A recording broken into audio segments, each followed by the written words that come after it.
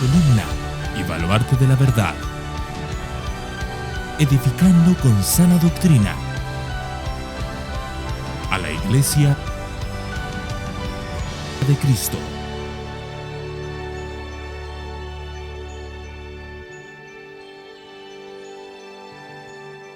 Segunda carta de Pablo a Timoteo, capítulo 4, versículo 1 al 4, y dice así: Te encargo solemnemente, en la presencia de Dios y de Cristo Jesús, que ha de juzgar a los vivos y a los muertos por su manifestación y por su reino. Predica la palabra. Inste a tiempo y fuera de tiempo.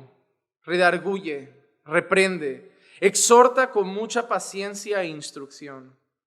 Porque vendrá tiempo cuando no soportarán la sana doctrina, sino que teniendo comezón de oídos, acumularán para sí maestros conforme a sus propios deseos, y apartarán sus oídos de la verdad, y se volverán a los mitos.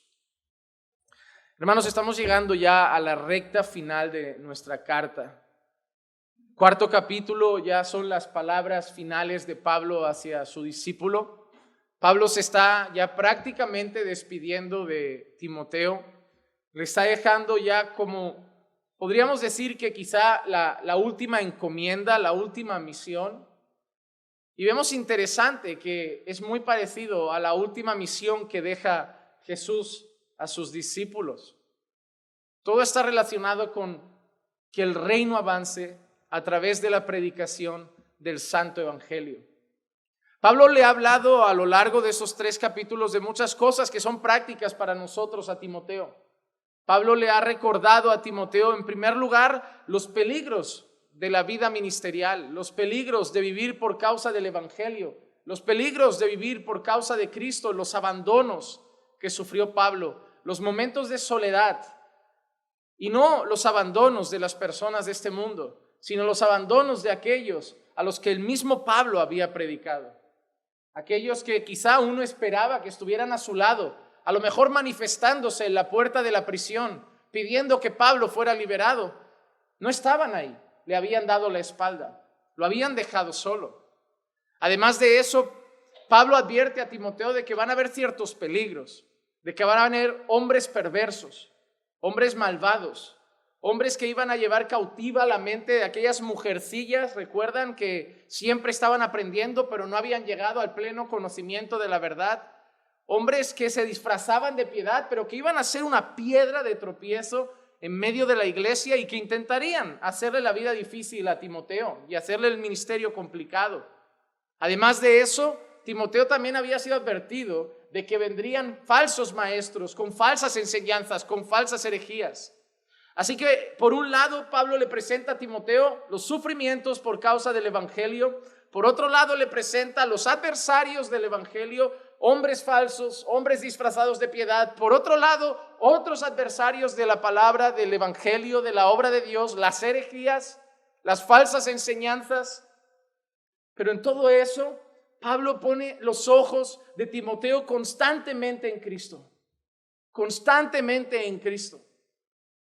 Llamándole a recordar a Jesús, a mirar a Jesús, a fortalecerse en la gracia, a esforzarse en la gracia. Pablo no le pinta en ningún momento de esta carta a Timoteo un camino fácil, un camino sencillo. Pablo le podía haber dicho: Timoteo, de lo que me he dado cuenta es que no vale la pena servir a la iglesia. Pablo podía haber dicho eso. Timoteo, no vale trabajar por ellos, te van a abandonar. Timoteo, no valen la pena. Timoteo, al final te dejan solo. Por los que tú oras te darán la espalda. Por los que tú trabajas te dejarán. Los que hablan mal de ti serán los que tú has orado a Dios por ellos. Podía dejar esa carta, ¿verdad? Timoteo, dedícate a otra cosa. Timoteo, dedícate a congregar, pero olvídate de pastorear. Olvídate de cuidar, olvídate de ministrar el Evangelio. Timoteo, esto es demasiado, esto no lo aguanta nadie. Pablo podría haber dicho: si a mí me hubieran avisado, yo no me meto en esto. Pero en ningún momento Pablo le dice a Timoteo que abandone. En ningún momento Pablo le dice a Timoteo que deje esto. En ningún momento Pablo habla mal de la iglesia. Sí dice la verdad de la iglesia. Me han dejado solo, me han abandonado. Hay muchos problemas en medio del pueblo de Dios. Pero ese es el mismo Pablo que dijo, todo lo sufro por amor a los escogidos. Eso para un pastor quizá como yo, es un desafío muy grande. Es un desafío muy grande. Porque, hermanos, es muy fácil que el ser humano se haga como pequeñas utopías. El matrimonio perfecto, el trabajo perfecto, el ministerio perfecto. La mayoría de vosotros cuando os casasteis habréis visto un montón de matrimonios desastrosos. Quizá vuestros padres, quizá vuestros tíos, y seguro que llegasteis al altar hablando antes y diciendo, nosotros no seremos igual. Yo nunca te gritaré. Nosotros nunca pelearemos. Y al final pasan las mismas cosas. Esa utopía que nos hicimos y que nosotros íbamos a vivir una historia diferente, acabamos tropezando en las mismas cosas que otros matrimonios. Cuando uno llega a la iglesia dice, no, yo los amaré, yo oraré, yo haré las cosas bien y esta iglesia va a ser un remanso de paz, de amor, sin problemas, sin traiciones. Y llegan esas cosas. Tenemos tendencia a soñar y soñar no es malo. Pero el problema de soñar es que no es la realidad. Pero Pablo le presenta la realidad a Timoteo, pero no le dice huye, sino que lo sigue animando a seguir. Es como si Pablo le dijera a Timoteo, Timoteo, esto es por lo que vale la pena sufrir. Timoteo, en la vida vas a sufrir en el trabajo, vas a sufrir en el matrimonio. Pero Timoteo, si hay algo por lo que es solemne sufrir, honroso sufrir, es por causa de Jesús. Por eso Pablo no le dice que los sufrimientos es algo posible, sino que él lo invita a sufrir con él. Sufre conmigo, Timoteo. Sufre conmigo. Suframos juntos por causa de Jesús. Suframos juntos por causa del Evangelio. Y eso es un desafío. Porque tenemos tendencia a mirar más los defectos que las virtudes. A veces voy a una iglesia de visita, ya sea la IEG o en otros países donde predico, y todas parecen maravillosas.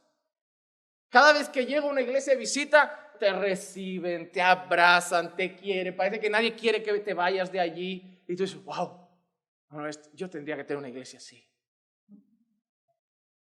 Pero si con el tiempo te haces amigo del pastor de la iglesia, y el pastor de la iglesia te empieza a abrir el corazón y contar lo que pasa en la iglesia, tú dices, no, todas tienen lo mismo.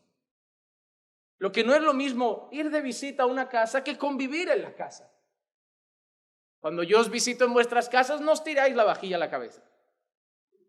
Cuando yo me voy de casa, no sé. La realidad es que en todas las familias hay luchas. Y tenemos la mala costumbre de centrarnos en los defectos y no mirar las virtudes. Hablaba Clicia conmigo, no sé si era hoy o ayer, que realmente caminando por fe tiene cosas que cambiar. Tenemos que madurar. Nos falta mucha madurez como creyentes. Somos todavía muy niños y muy confiados y por eso a veces acabamos equivocándonos en cosas que si fuéramos más maduros no nos pasarían.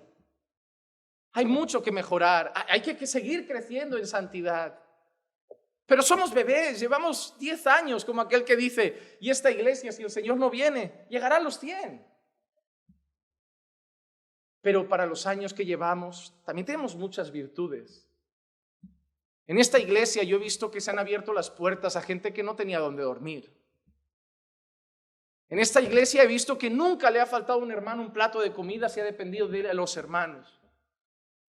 En esta iglesia nunca he visto a un hermano solo en un hospital y nadie preocupándose por él, a no ser en tiempos de COVID que no se podía. Pero llamábamos, hacíamos lo que podíamos. En esta iglesia, para los pocos años que tenemos un fundamento muy sólido en la palabra.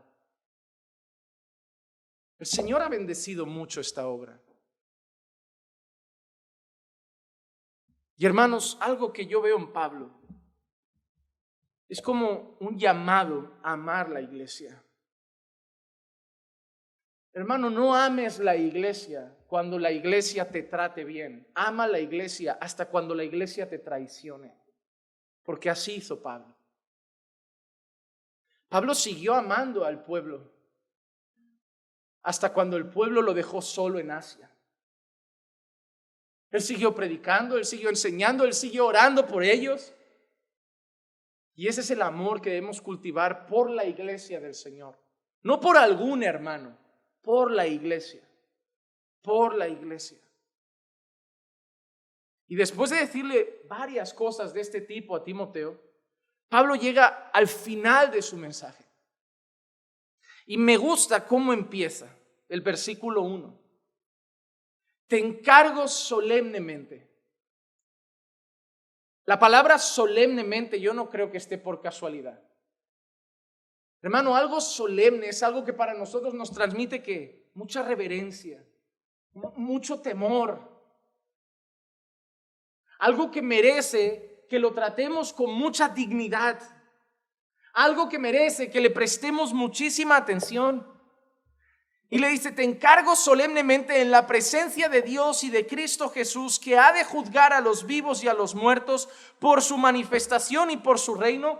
Le va a dar una tarea a Timoteo. Le va a dar la última tarea. La última tarea.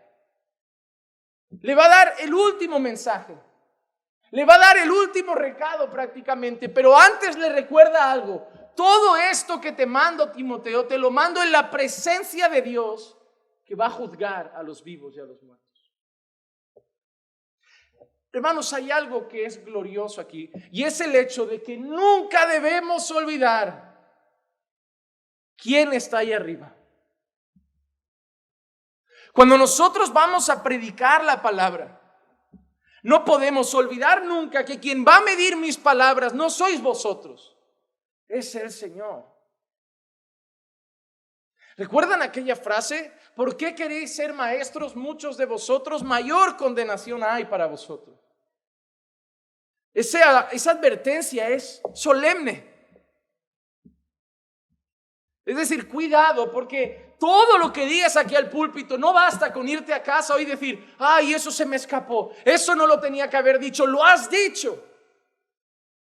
Hablando al pueblo de Dios, hablando en nombre de Dios. Y hablando en la presencia de Dios. No basta que te vayas diciendo, se me escapó. El púlpito no es lugar para que se nos escapen cosas. El púlpito no es lugar para decir, voy a contaros mi vida y mi testimonio. El púlpito es lugar para recordar que vamos a ser juzgados por Dios, nosotros y los falsos maestros de los que Pablo también había hablado. Todos vamos a ser juzgados por el que está en el trono. Y tenemos que tener temor cuando subimos aquí arriba. No me dan miedo las amenazas de los hombres. No me dan miedo el mundo y sus leyes y cómo empeora cada día. No me da miedo que el mundo me pueda desamparar. No me da miedo que el mundo me pueda dejar solo. No me da miedo, les digo una cosa. Realmente miedo y pavor, nada en este mundo. Nada en este mundo. Pero hay algo que me da miedo, subirme aquí arriba y decir algo que no tengo que decir. Cada palabra, cada tilde, cada coma que sale de mi boca es medida por Dios.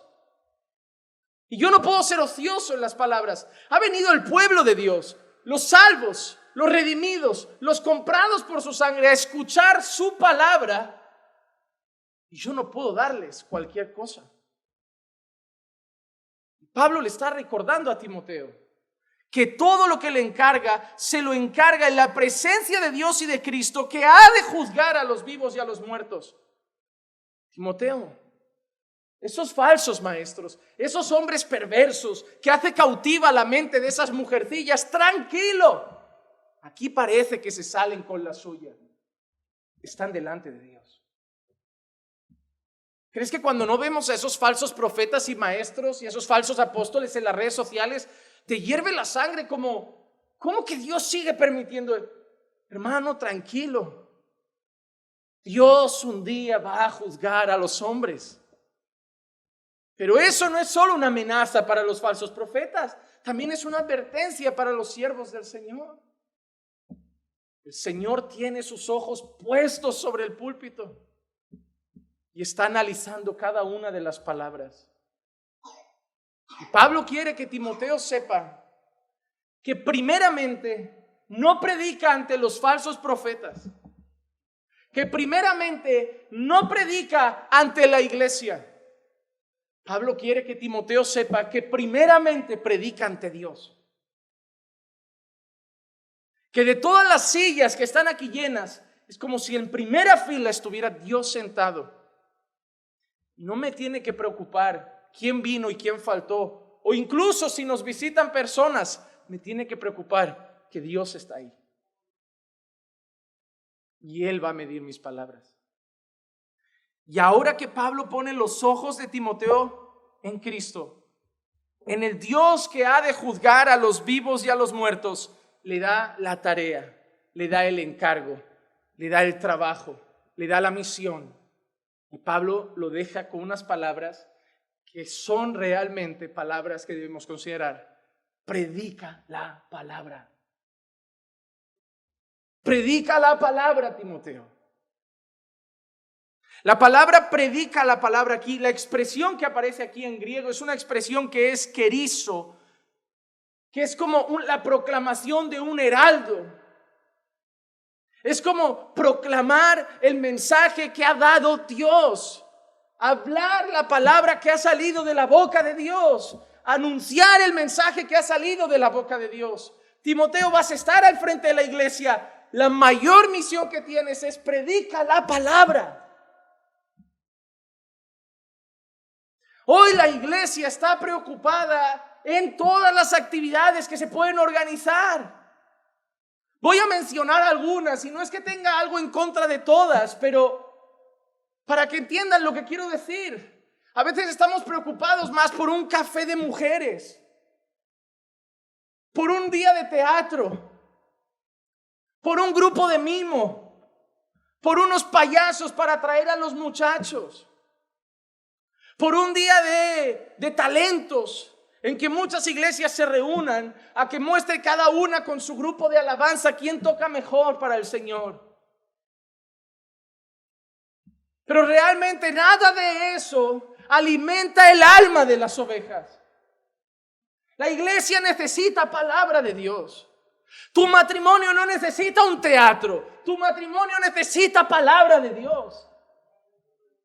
Tus hijos no necesitan entretenerse. Tus hijos ya se entretienen con Netflix, ya se entretienen con Facebook, ya se entretienen con YouTube, ya están todo el día pegados a una pantalla. Cuando llegan aquí, tus hijos necesitan palabra de Dios. La iglesia necesita palabra. La palabra hará de nosotros mejores esposos, hará de nosotros mejores esposas, mejores padres, mejores hijos, mejores pastores, mejores trabajadores, mejores jefes, mejores ciudadanos. Necesitamos palabra de Dios.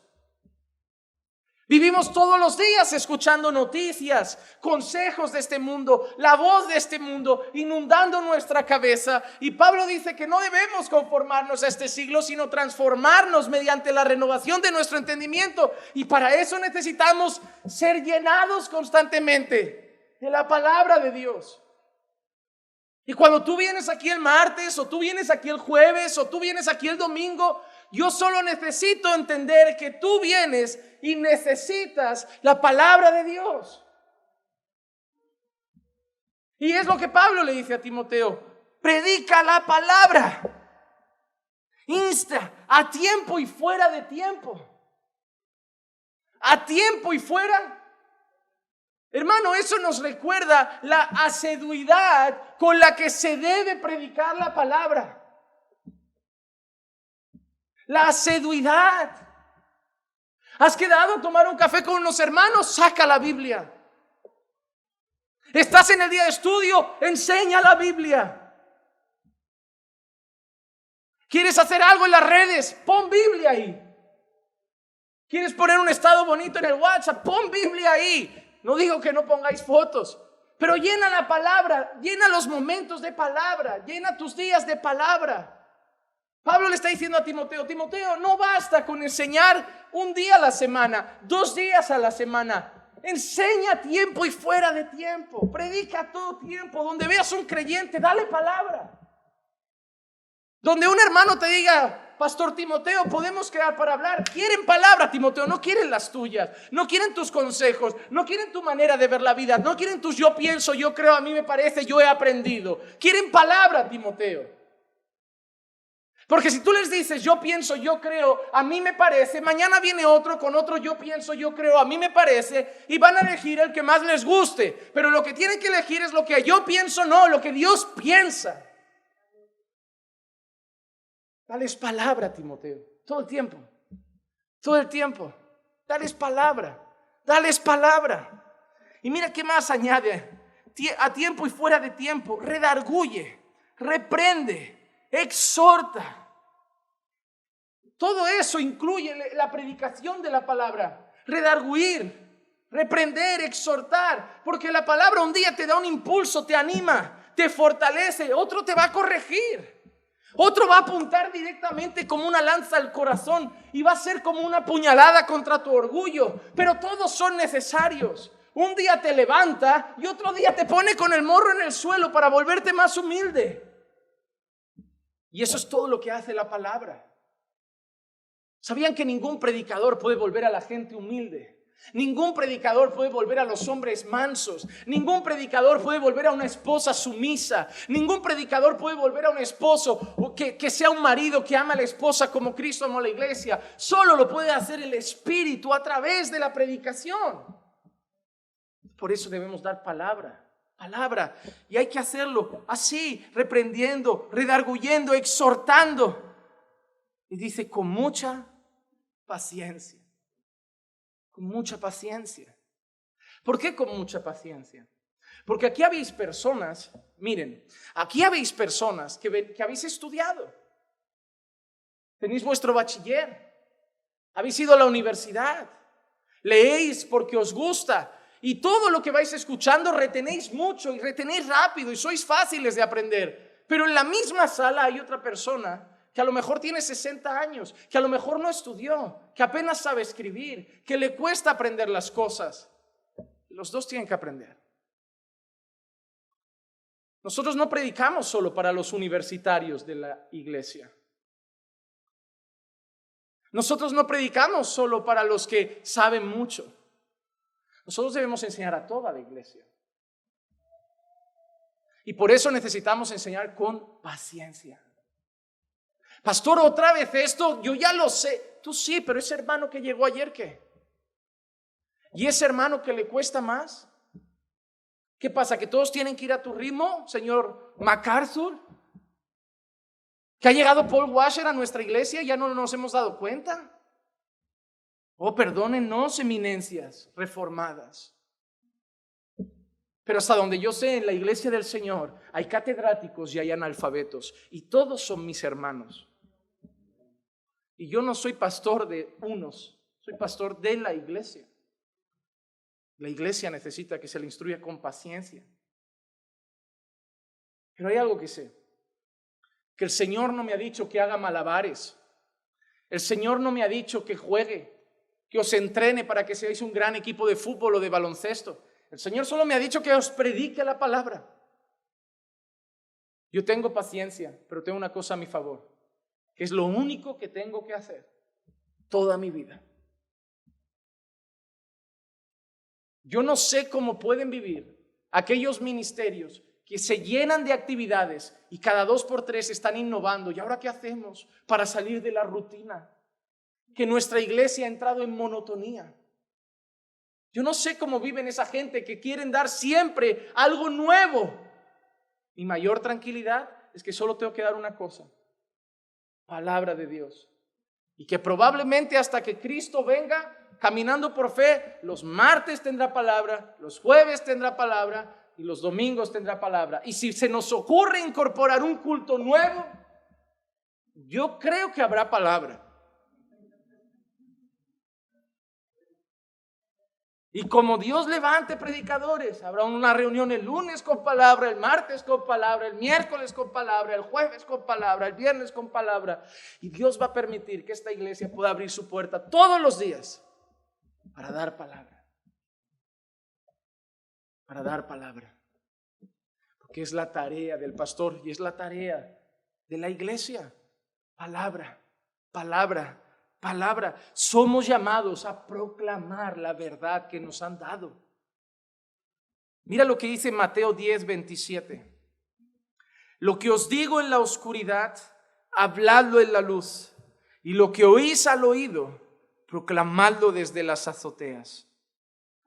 Mira qué llamado, hermanos. Habían recibido un mensaje. Habían recibido algo personalmente ellos, una enseñanza para ellos, pero la enseñanza no se podía quedar en ellos. La debían proclamar, la debían anunciar, la debían llevar a todas partes. Y hermano, eso es lo que tú y yo tenemos que hacer con el evangelio. Tenemos que proclamarlo desde las azoteas. Predicarlo desde los cuatro costados de esta ciudad. Tenemos que hacer que este mundo escuche las buenas nuevas. No tenemos que ir allí a hacer apologética y defender en qué se equivoca la ciencia y cómo la ciencia prueba algunas cosas bíblicas y así hacer que ellos un día crean en Dios. Hermano, ningún argumento va a dar fe a las personas. La fe viene por el oír y el oír de la palabra de Dios. No creas que si tumbas la teoría de la evolución, que si tumbas algunas teorías científicas, de golpe la gente dirá, wow, pues ahora sí creo en la creación. No, no habrá fe. Lo que dejarán de creer es una cosa, pero no conseguirán creer en Dios. La fe es un don de Dios que viene por la predicación. Dios no nos ha dicho, convenced al mundo de que yo existo. Dios ha dicho, decidle al mundo que entregué a mi hijo a morir por sus pecados. Dios no puede convencer a su creación de que Él lo ha creado. ¡Qué cosa más ridícula! El creador rebajándose a convencer a la criatura. No, dice el necio en su corazón, no hay Dios. Y yo no me voy a poner a discutir con el necio. Yo no le tengo que decir, Dios existe. Yo le tengo que decir, arrepiéntete y conviértete. Y ahí si no cree, Dios dará la fe. Dios dará la fe. Pero nuestro deber es proclamar la palabra de Dios. Proclamar la palabra de Dios. Pablo, hermanos, es el ejemplo más claro y evidente de eso. Pablo no hizo otra cosa. Pablo no hizo absolutamente nada más que hablar de la palabra del Señor. Miren, por ejemplo, la despedida de Pablo en Mileto, en Hechos 20, 18 al 27. Cuando vinieron a él, les dijo, vosotros bien sabéis cómo he sido con vosotros todo el tiempo, desde el primer día que estuve en Asia sirviendo al Señor con toda humildad y con lágrimas y con pruebas que vinieron sobre mí por causa de las intrigas de los judíos. Miren, volvemos a ver los sufrimientos de Pablo, ¿verdad? Pablo se está despidiendo en Mileto y les está diciendo, vosotros veis cómo yo he servido entre vosotros. Y una de las cosas que Pablo les dice es con toda lágrima, ¿verdad? Por causa de los judíos. Le habían traído dolor. Y eso es bonito, porque ahí Pablo me enseña algo. Los pastores lloran. Hermano, una vez leyendo las cartas de Pablo, leyendo textos biográficos de Pablo, estaba orando al Señor y siempre lo recordaré. Es como que entendí que un ministerio sin lágrimas no está bien. Algo no anda bien en un pastor si no hay lágrimas en su vida. Y no hablo de lágrimas por necesidades financieras. Hablo de lágrimas por causa del evangelio.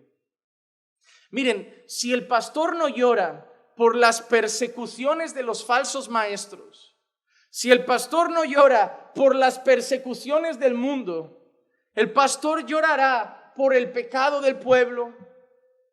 Cuando una oveja cae, cuando un hermano le traiciona, cuando una oveja va hacia el lodo del pecado y él la aconseja y se empeña en ir hacia allí, de todas las maneras, ya sea por la persecución, ya sea por la traición o ya sea por el dolor que siente al ver el mal estado de algunas ovejas, lágrimas van a ver.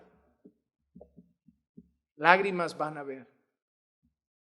Hermano, el ministerio no es fácil. Que ustedes hayan visto a muchos pastores vivir la sopa boba a costa de la iglesia no es el referente de un ministerio. El ministerio es sufrido. Por eso deben orar mucho por sus pastores.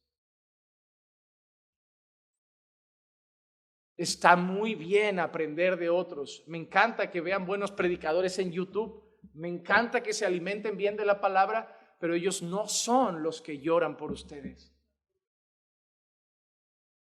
Cuando vayan a orar, sí, oren por las iglesias bíblicas, iglesias sanas, pero acuérdense de aquellos que sufren por sus vidas. Porque cuando tú apagas YouTube, ese pastor no sabe ni quién eres. Pero el tuyo está en su habitación presentando tu vida delante de Dios. Ora por ellos. Ora por ellos. Porque ellos también regan con lágrimas. Regan con lágrimas. Y mira qué más dice Pablo.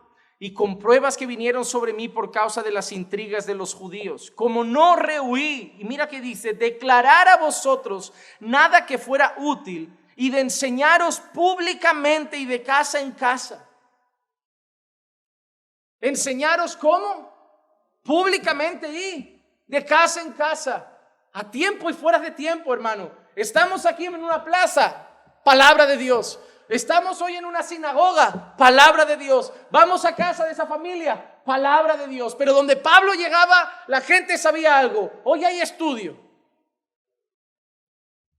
La gente no invitaba a Pablo a ver cómo quedaba el partido de los Efesios contra los Corintios de la Liga de la Champions del Asia Menor. La gente donde Pablo llegaba sabía que con Pablo llegaba la palabra de Dios. Y Pablo da testimonio de eso. No rehuí declarar a vosotros nada que fuera útil y de enseñaros públicamente y de casa en casa, testificando solemnemente. ¿A quién? Tanto a judíos como a griegos. Pablo predicaba en todo el tiempo, en todo lugar y a todas las personas. Pablo no tendría mucho tiempo libre. No me imagino a Pablo diciendo, ¿cuántos días me corresponden al mes de vacaciones? No tenía tiempo. Del arrepentimiento para con Dios y de la fe en nuestro Señor Jesucristo. Ahí tienes lo que Pablo predicaba. Arrepiéntete y cree. Arrepiéntete y cree. No ha cambiado ese mensaje. Del arrepentimiento para con Dios y de la fe en nuestro Señor Jesucristo. Y ahora he aquí yo, atado en espíritu. Y esa expresión me encanta. Porque la expresión atado en espíritu da la sensación, cuando tú estás atado, ¿qué puedes hacer? Si a mí, mi esposa me ata ahora una cuerda, la voy a usar ella de ejemplo, porque si no, y me ata una cuerda y ella coge la cuerda, yo no, bueno, no, es que ella tiene poquita fuerza. Si yo le ato una cuerda a Clicia, va a estar mejor el ejemplo, porque si Clicia me ata una cuerda, yo voy para allá, Clicia no lo va a impedir. Pero si yo le ato una cuerda a Clicia, y Clicia quiere ir a la derecha, pero yo me la quiero llevar a la izquierda, al final Clicia va a ir donde yo quiera. Cuando Pablo dice yo atado en el Espíritu, es como Dios no me dejaba hacer otra cosa. Estaba como preso en el Señor. Pablo no era dueño de su vida, hermano. Lo que me admira de Pablo es que no era dueño de su vida. Y yo le pido al Señor, para mí y para vosotros, que reconozcamos de una vez y que nos despojemos de una vez del señorío de nuestra vida. Que si vamos a decir al Señor, Señor, que vivamos reconociendo que Él manda y que somos de Él. Haz con nosotros lo que quieras. Hermano, no quiero que simplemente le des tu vida a Cristo como de una manera tan superficial como no, yo le di mi vida al Señor. Te pregunto, ¿se nota? Porque escucho a mucha gente decir, le di mi vida a Cristo. Pero durante el día pasa con Cristo 10 minutos. No parece que le hayas dado tanto. Pablo dice atado en el Espíritu. Es como que no puedo elegir. Yo no tengo aquí voz ni voto. Pero Pablo es tu vida, pero es de Él. Él me ha comprado, no con oro ni con plata, sino con su preciosa sangre. Hermano, dale tu vida a Cristo de tal manera que aunque tú hayas planificado toda tu vida para la derecha, si Cristo va para la izquierda, lo dejes todo y vayas para allá, porque Él es tu dueño. Porque también te aseguro algo, sus planes siempre serán mejores. Quizá no te agraden tanto a ti, quizá no sean tan fáciles, quizá el camino tenga bastantes curvas, pero si es allí donde el Señor quiere que vayas, ve, hermano, ve. Porque el mejor lugar para estar es en el centro de la voluntad de Dios. En el centro de la voluntad de Dios. Y Pablo dice, y ahora, atado en el Espíritu, voy a Jerusalén sin saber lo que allá me sucederá. No sabe exactamente lo que le sucederá, pero sabe algo. Salvo que el Espíritu Santo solemnemente me da testimonio en cada ciudad diciendo que me esperan. No, es que esto se pone feo, hermano, porque Pablo está atado, sabe que va para allá, no sabe realmente cómo va a ser, pero sabe por lo que le han ido diciendo en cada ciudad que le esperan cadenas y aflicciones, pero va a ir, va a ir. Si a ti te hubieran dicho cuando salías de tu país que aquí en los primeros 3 meses ibas a vivir de prestado, sin trabajo, te iba a ir mal el primer año, a veces ni vienes. Pero Pablo no pensaba en su comodidad, Pablo no pensaba en sus deseos, Pablo no pensaba en sus proyectos, Pablo había rendido su vida al Señor. Señor, es allí, prisiones, heme aquí, heme aquí. Qué ejemplo, qué ejemplo. Pero en ninguna manera es que Pablo, hermano, podríamos hacer un estudio solo de la vida de este hombre. Pero en ninguna manera estimo mi vida como valiosa para mí mismo, a fin de poder terminar mi carrera y el ministerio que recibí del Señor Jesús. Mi vida no importa, lo que importa es acabar la misión que Dios me ha dado. ¿Y cuál es? ¿Y cuál es? Para dar testimonio solemnemente del evangelio de la gracia de Dios. Y ahora he aquí, yo sé que ninguno de vosotros, entre quienes anduve predicando el reino, volverá a ver mi rostro. ¡Qué despedida! Por tanto, os doy testimonio en este día de que soy inocente de la sangre de todos, pues no rehuí declarar a vosotros todo el propósito de Dios. ¿Por qué Pablo tiene su conciencia tranquila con la iglesia? ¿Porque se portó bien? ¿Porque fue el más humilde? ¿Porque les lavó mucho los pies? La conciencia de Pablo está tranquila porque ha hablado todo lo que Dios le dijo que hablara. De nuevo, la misión principal es en todo momento, en todo lugar y a todo el que entre por esa puerta, hablarle de la palabra de Dios. Hablarle de la palabra de Dios. Veamos otro ejemplo de Pablo esta vez en el establecimiento de la iglesia en Éfeso. Hechos capítulo 19, versículos 8 al 10 dice: entró Pablo en la sinagoga y por 3 meses continuó hablando denodadamente, discutiendo y persuadiéndoles acerca del reino de Dios. Pero cuando algunos se endurecieron y se volvieron desobedientes, hablando mal del camino ante la multitud, hablando mal de él, era la manera como se referían a los creyentes en aquel entonces. Para ellos eran una especie de, hoy lo llamaríamos secta. Pablo se apartó de ellos, llevándose a los discípulos, y discutía diariamente en la escuela de Tirano. Esto continuó por 2 años, de manera que todos los que vivían en Asia oyeron la palabra del Señor. Pablo está 3 meses hablando, discutiendo y persuadiendo acerca del reino. Pero cuando ve que unos judíos están perturbando a los discípulos, se los lleva a otro lugar, y ahí está 2 años discutiendo. ¿Cada cuánto? 3 días a la semana, 2, 4, diariamente, 2 años diariamente, predicando y hablando de la palabra de Dios. 2 años. 2 años, hermano. Más de 700 días hablando cada día la palabra de Dios. Cuando yo leo esto y a mí alguien me dice: qué bueno que durante la cuarentena cada día predicaste un mensaje. Lo hice unos meses. Este hombre lo hizo toda la vida. Algunos a mí me decían: tiene que ser difícil preparar cada día un sermón. Ves a hablar con él.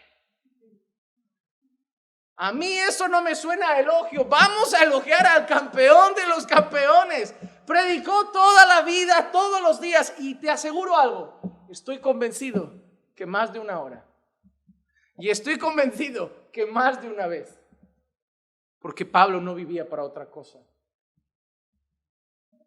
Pablo no estaba casado, no tenía esposa, no tenía hijos.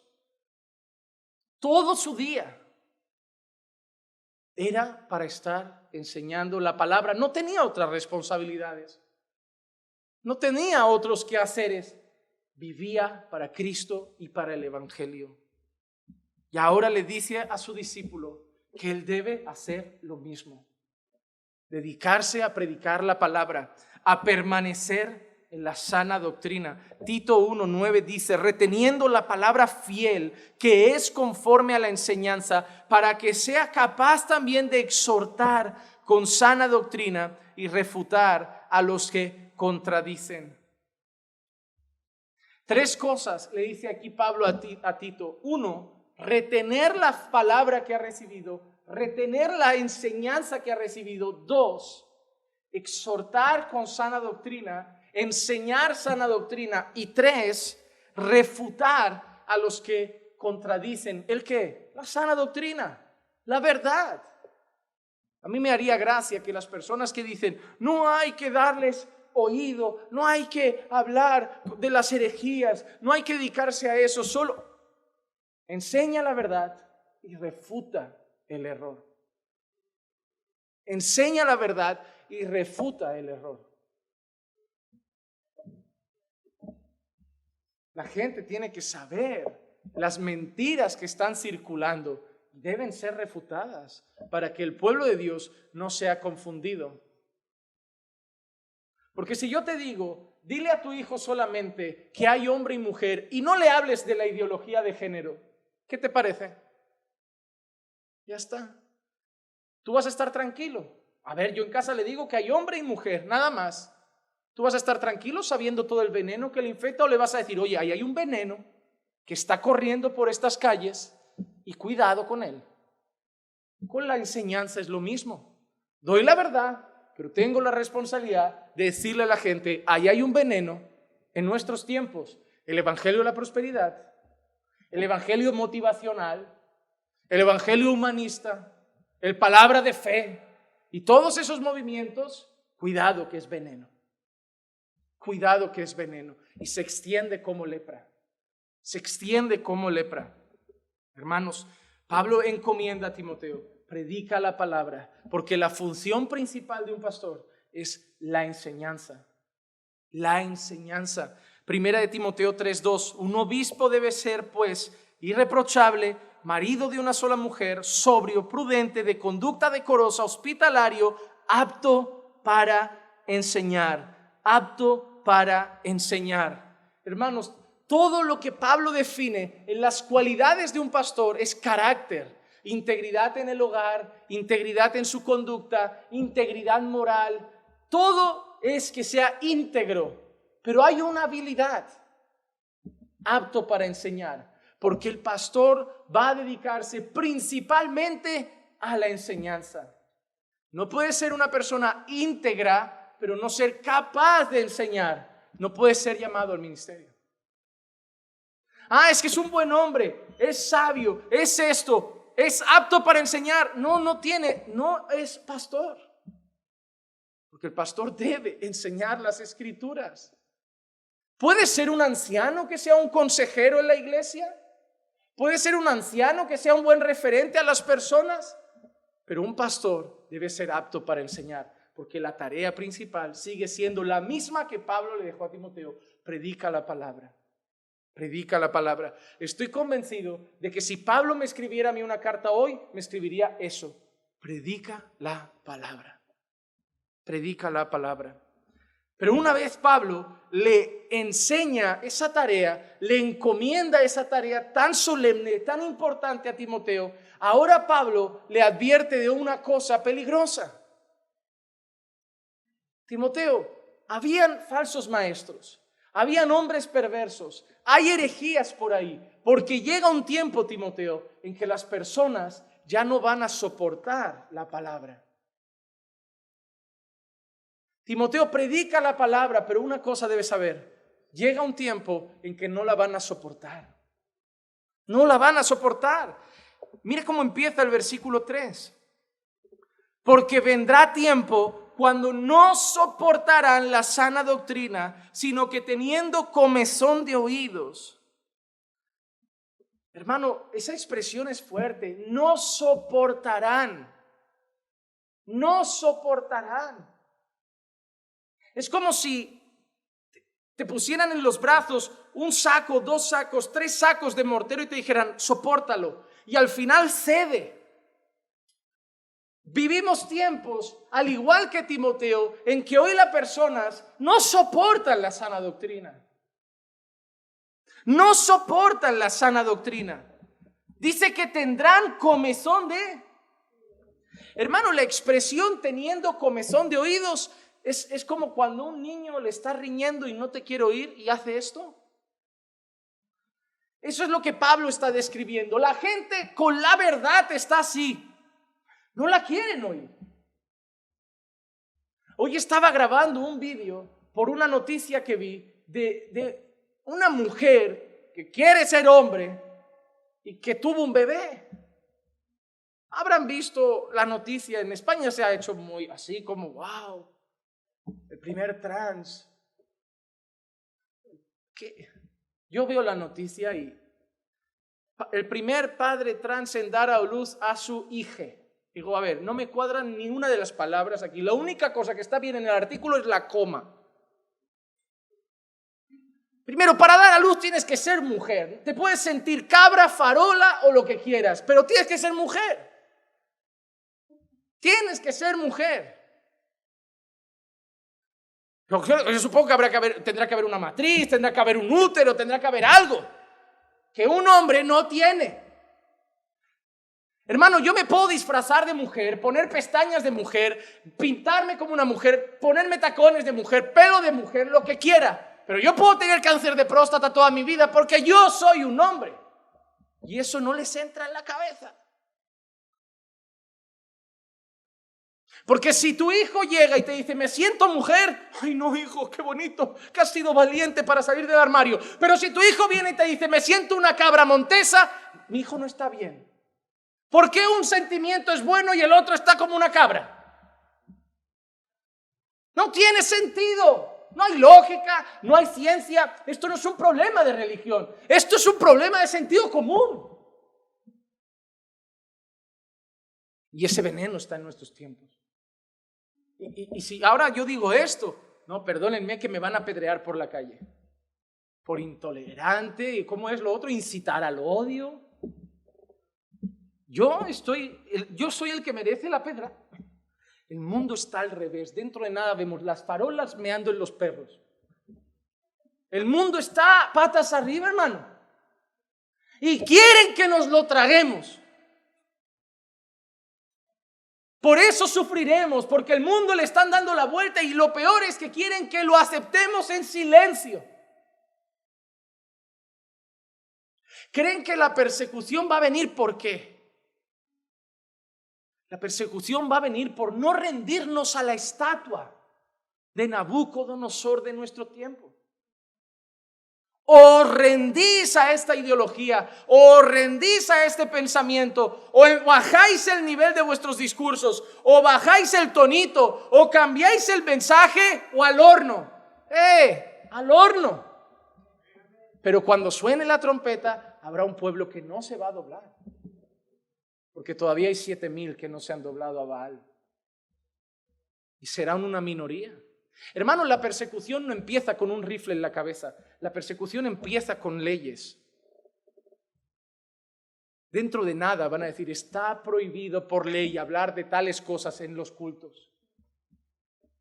Van a intentar que suprimamos partes de la Biblia que ofenden a la sociedad. Puedes decir en la India que crees en Jesús, pero no puedes ir contra su fe y decir que es falsa.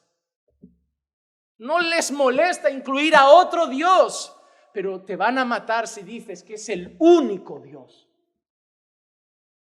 Al mundo no le importa tu fe, mientras tu fe no entre en conflicto con su mentira.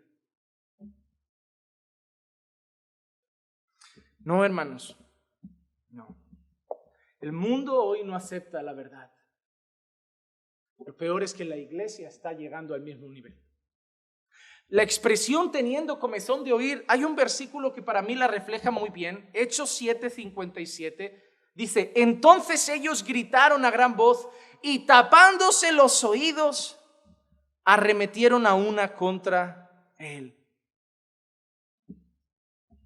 Unos judíos estaban escuchando el evangelio por parte de un hombre de Dios. Y en cuanto escucharon el evangelio, cuando escucharon el testimonio de ese varón de Dios, se taparon los oídos, hermano. Lo acabaron apedreando. Lo acabaron apedreando. Porque no soportaban su mensaje. Y hermanos, cuando hoy la gente escucha el mensaje, lo peor es que son creyentes, que escuchan el mensaje de hombres que, al menos no se definen como pastores ni predicadores como Daniel Aviv.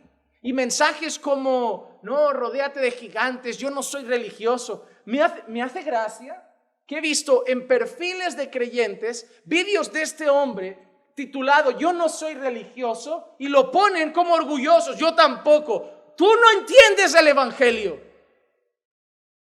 Ese hombre no dice nada de sentido común en relación a las escrituras. ¿Cómo te puedes sentir orgulloso de su mensaje? Porque suena bien a la carne, porque es moderno, porque infla el pecho. Cuidado, hermano, no es lo que sienta bien a tu carne lo que viene de parte de Dios. Recuerda que Satanás le dijo a Jesús, todo eso te daré si postrado me adoras. Y ese mensaje suena bien, pero viene del mismo diablo. Fue el mensaje de Satanás que le dijo a Eva, de cierto Dios sabe que serás como Dios. Y hoy está por ahí algún apostolucho diciendo, somos Jehová Junior. Pero suena bien a la carne. Suena bien a la carne. Hoy le dices a la iglesia que son débiles y que Dios es el que tiene el poder y no suena bien. Pero si le dices a la iglesia, Dios os ha dado poder, hablad, proclamad, que lo que digáis pasa por la fe. No, claro que sí. Yo declaro prosperidad, yo declaro vida, yo declaro finanzas, yo declaro cielos abiertos, yo declaro... Sienta bien, ¿verdad? Sienta bien. El problema es que declaras sanidad y tu madre se murió con el COVID, declaras finanzas y te han metido en el paro. ¿No te das cuenta que no es la verdad? ¿No te das cuenta que el mensaje es si Dios quiere haremos esto o aquello? ¿No te das cuenta si Dios quiere viviremos o moriremos? ¿No te das cuenta que el que tiene la palabra es el Señor? Que el que dijo haya luz y pasó no somos nosotros. Es Dios. No somos poderosos, hermanos. No, porque la oración del justo tiene poder. Pero el poder no está en el que ora. El poder está en el que escucha.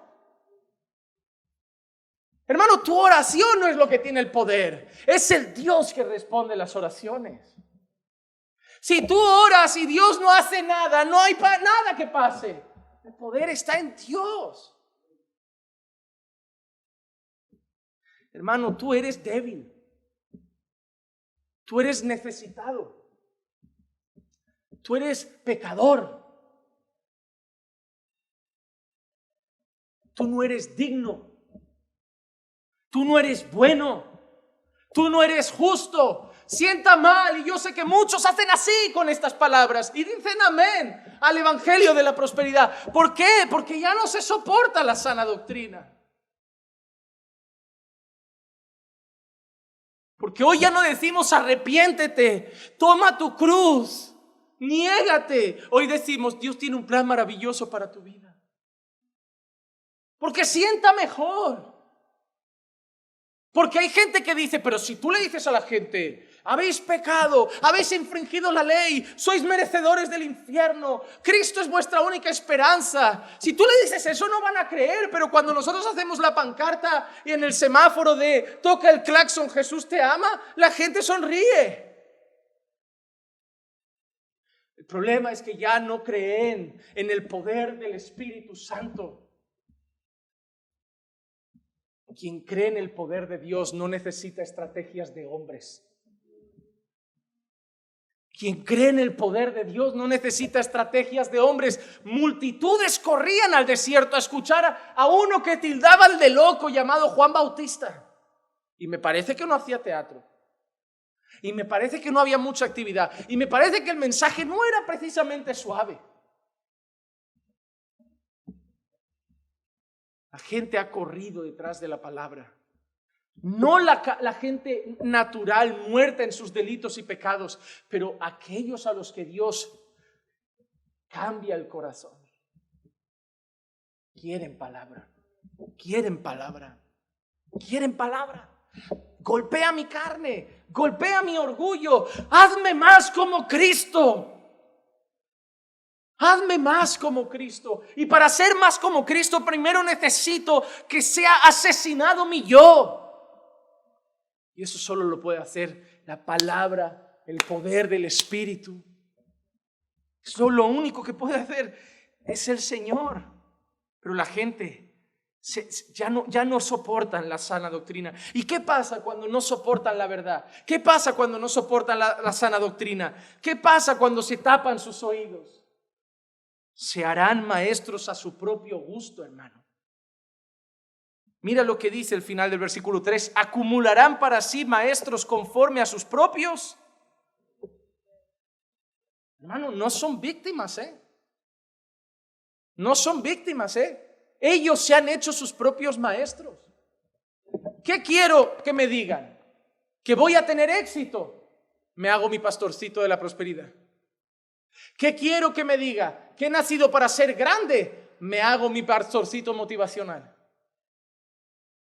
Lo que yo quiero, alguien va a estar ahí que me lo va a decir y yo lo voy a pagar para que me lo siga diciendo.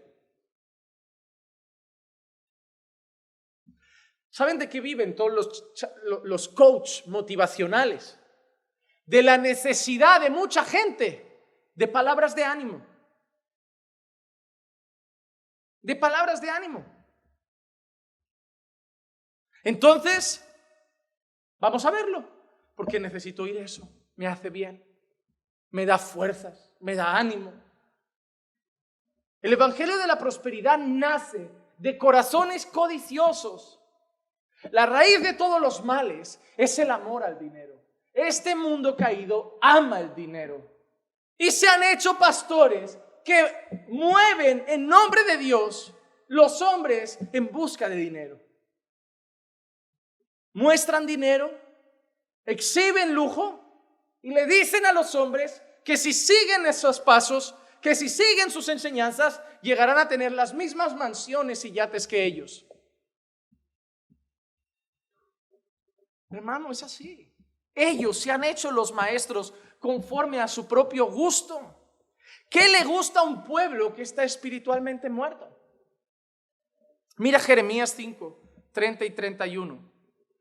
Algo espantoso y terrible ha sucedido en la tierra. ¿Qué es tan espantoso?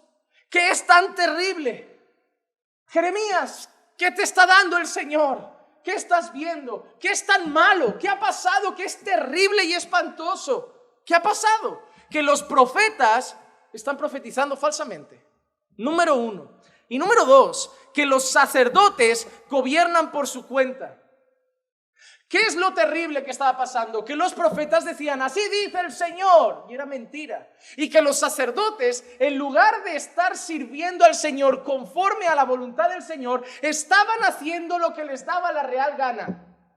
El sacerdocio corrupto y la predicación, los profetas corruptos. ¿Qué le decían a la gente? ¿Recuerdan ese texto que dice? Dicen paz, paz, y no hay. La gente estaba en pecado, estaba mal contra Dios, pero ellos les decían lo que querían oír. Tranquilos, está todo bien. Paz, paz.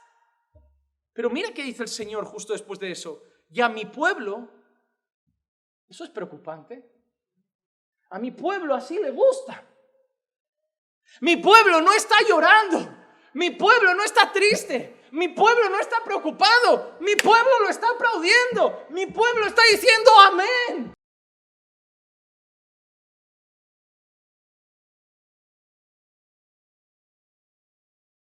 Así está la iglesia a veces, diciendo amén a cualquier cosa. Dice, a mi pueblo así le gusta. Pero es la mentira, pero les gusta. Pero están haciendo del templo, del culto, un circo, pero les gusta. Les gusta, se les hace ameno. Van el domingo a la iglesia a echar el día, lo pasan bien, lo disfrutan. La pregunta que le hacen a la gente al salir del culto es, ¿cómo te has sentido? Quieren que el pecador llegue a la iglesia y se sienta bien. Hermano, no he visto nada tan ilógico. ¿Qué es querer que el impío venga a la iglesia y estar tú orando? Ojalá se sienta bien y repita. ¿Y qué es si se siente bien hasta el final? ¿Dónde acaba sus días? Hermano, pasar tu vida en la iglesia no salva. Estar en Cristo salva. Y para estar en Cristo, primero te tienes que arrepentir de tus pecados. Y para arrepentirte de tus pecados, primero te tienen que decir, eres un pecador.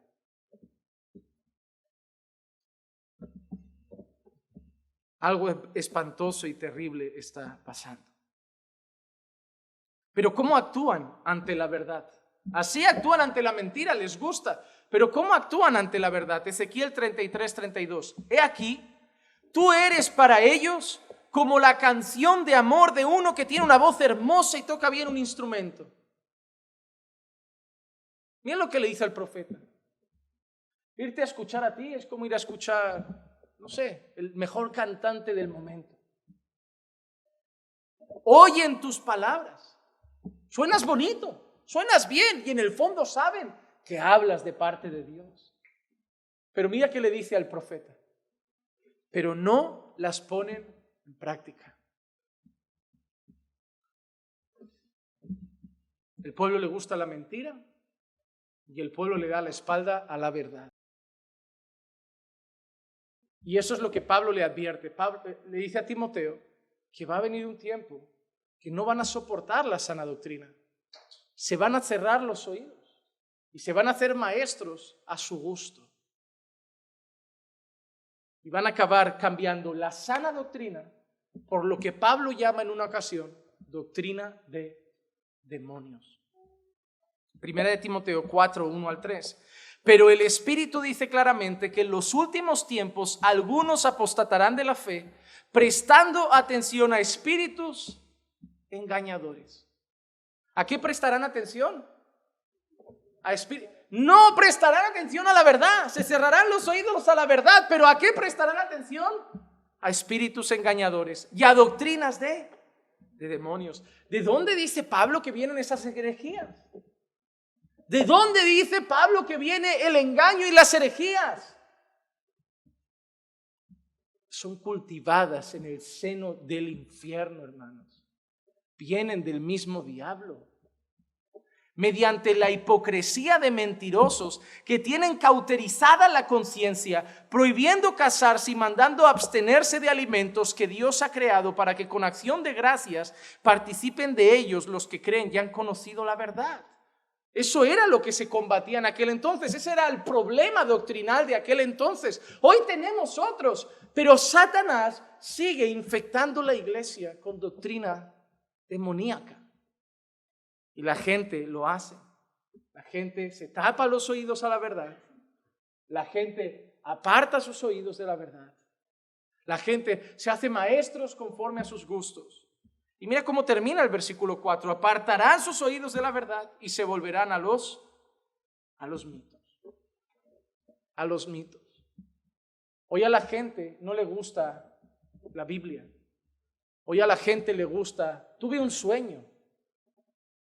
Hoy a la gente le gusta, estaba dormido y el Señor me llevó al cielo y vi a Bob Marley y luego me llevó al infierno y vi a Billy Graham. Ya os dije yo que era un ecuménico. Y luego me llevó a otro cielo más alto y ahí estaba Gigi Ávila. Y luego me llevó porque estaba orando. Y una voz me decía, el 2028, el 2028, el 2028, hermanos, esto viene. Y la gente quiere eso. La gente se vuelve loca con esos mensajes. La gente no quiere la palabra, la gente quiere mitos. La gente quiere fantasía. La gente quiere algo espectacular, algo fuera de lo común. Experiencias místicas y trascendentales, pero ninguna puede ser probada con la Biblia. Y debemos confiar a ciegas en sus versiones, porque han apartado sus oídos de la verdad y se han vuelto a los mitos. Mira la diferencia entre un verdadero y un falso maestro. Segunda de Pedro 1:16.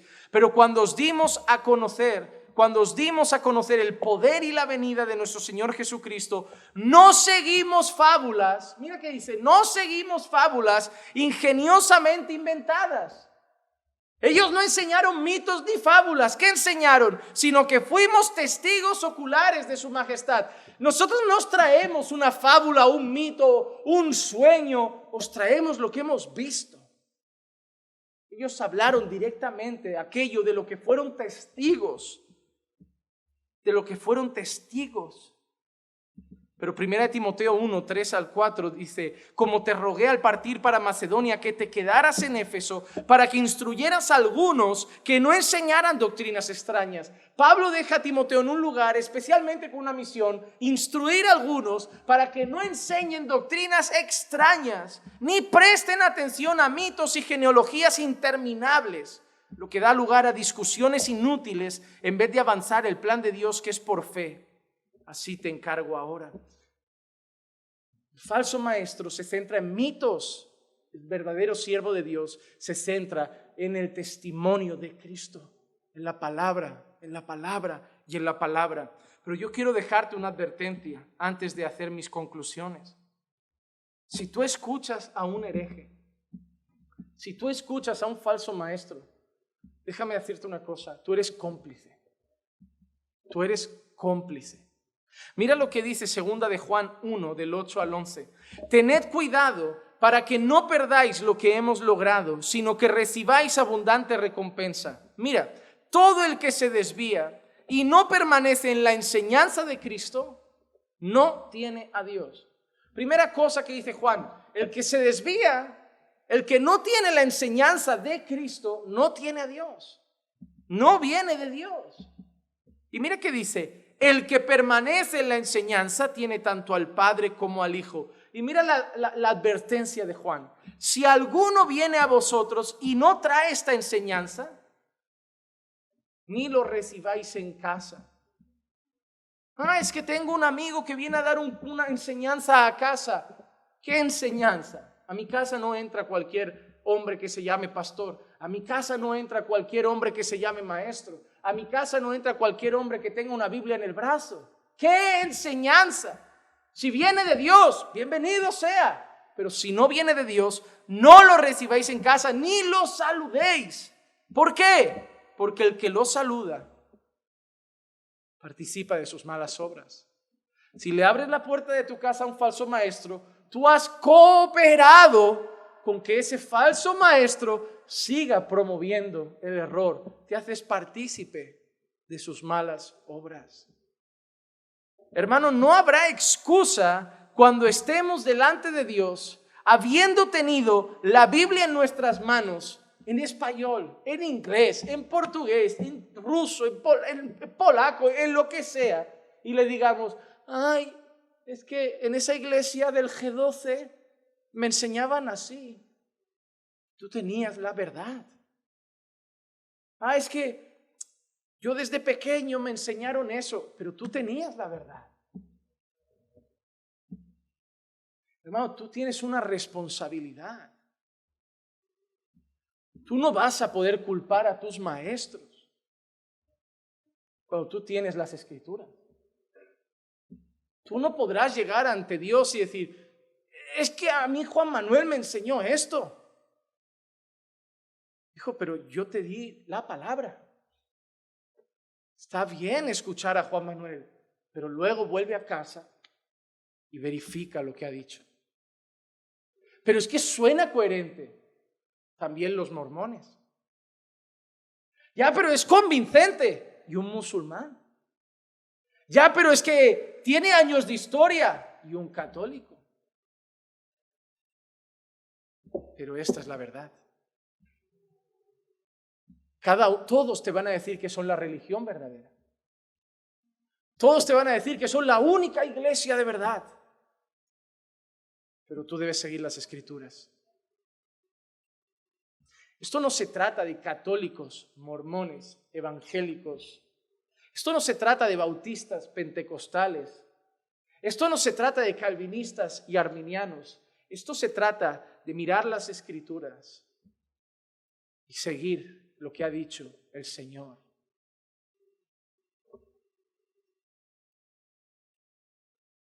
Debemos ser humildes en algo. Hay partes en este libro que son muy claras. Hay partes en este libro que son muy complejas. Y yo creo que en algunas doctrinas sacaremos las uñas para defenderlas, porque son evidentes. Pero en otras nos costaría decir, estoy 100% seguro. Y eso no nos hace predicadores sin convicciones. Eso nos hace predicadores que reconocemos nuestras limitaciones. No digo que vayamos de un lado a otro. Jamás me volveré un hombre unicitario y negaré la Trinidad de Dios. Son fundamentos. Pero hay cosas complejas. Pero cuando nosotros vemos el encargo de Pablo a Timoteo, si te das cuenta, el centro es el Evangelio. Es decir, yo puedo diferir con MacArthur, Miguel Núñez, otro buen pastor, John Piper en algún punto, pero algo nos une, el Evangelio. Lo que vemos de Cristo, lo que entendemos que pasó en la cruz, y lo que entendemos que conquistó en el madero y lo que entendemos que hizo con su gloriosa resurrección, eso no lo podemos negociar, porque eso es lo que trae vida al pecador. Eso es lo que trae vida al pecador. Así que, hermanos, nosotros tenemos una responsabilidad muy grande. Debemos centrarnos en enseñar la palabra, recordando que arriba está el Señor, que un día seremos juzgados por todo lo que hemos dicho, por todo lo que hemos enseñado. Por eso debemos hacerlo con temor y temblor. Pero no debemos estar muy preocupados con las falsas doctrinas, como si ellas estuvieran ganando la batalla, porque un día también serán juzgadas.